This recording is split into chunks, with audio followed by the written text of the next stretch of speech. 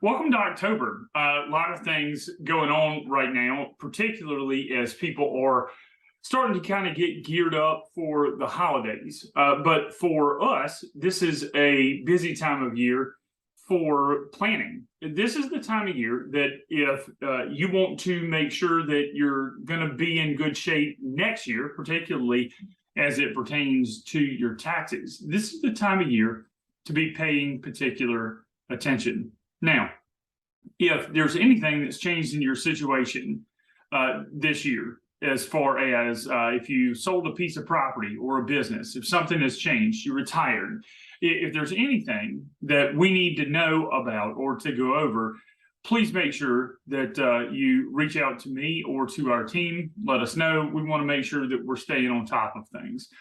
But there are two things in particular that I just wanted to suggest, particularly given that we've had a bit of a turbulent market this year, and a lot of accounts are lower today than they were on January 1st. Two strategies worth just being aware of, whether or not they're applicable to you. Again,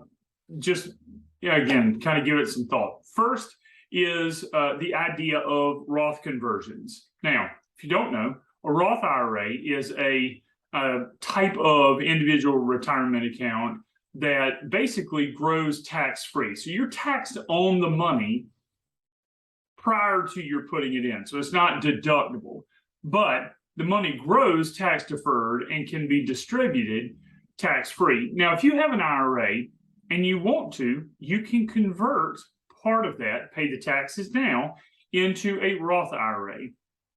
One of the reasons that that may be applicable this year is because IRA account balances are lower than they were perhaps at the beginning of the year. And so any recovery or future appreciation, if you were to make a conversion, can happen in the Roth IRA. So then the recovery would come in an account that eventually you could take distributions from after tax. Now, you'd have to pay some taxes now. So it's worth kind of weighing out, particularly for a lot of people. What we do is we take a look at their estimated tax bracket to see how much of a potential conversion we could do without changing or increasing tax brackets.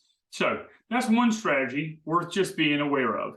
The second is if you have non-retirement accounts. So if you have an individual account, a joint account, something that is an after-tax account, this is a good time to evaluate whether or not you want to be able to harvest capital losses. Now, what I mean by that is if you bought something 5 years ago or last week and the value has declined, you can choose to sell that and to take a paper loss, to realize that loss. Now, in doing that, what that gives you the ability to do is to hang on to that, to either use it to offset capital gains, whether that's in a business or a piece of property or another investment, a different security, for example. You can offset any gains you have with those losses. But also, if you have more losses than gains, realized that is, then you can take up to $3,000 of that off of your income for this year. And any losses that you have that are above and beyond that $3,000 that you don't have gains to offset, you can roll over into next year. So next year, when you need to sell an investment and you normally would have capital gains taxes, you can use the loss that you've realized this year, next year, to offset the future capital gains taxes. Now, that doesn't mean that you have to sell the investment, stay in cash, and miss any potential recovery. You can just change from one investment, from Coca-Cola, for example, not a recommendation, to Pepsi. So you can change from one thing to another, even for just more than 31 days, and then go back to your original investment.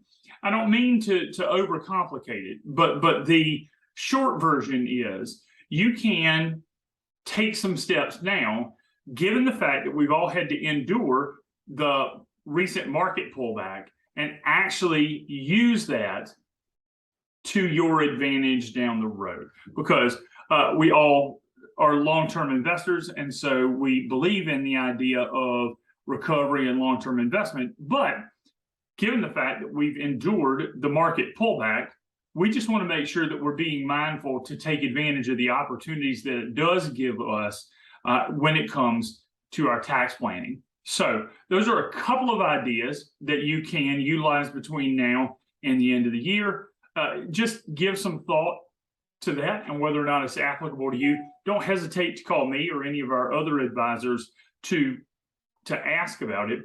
But also, again, just a reminder, if something has changed in your financial situation, please reach out to us. Let us know. We want to make sure that your signature life plan is up to date. And as always, if there's anything that we can do to be of help, just let us know. And if we can be a resource to any friends, families, colleagues, or coworkers, just be mindful that we're here as a resource to help. We look forward to seeing you again soon, and I'll be back in November. But if you need anything in the meantime, just let us know.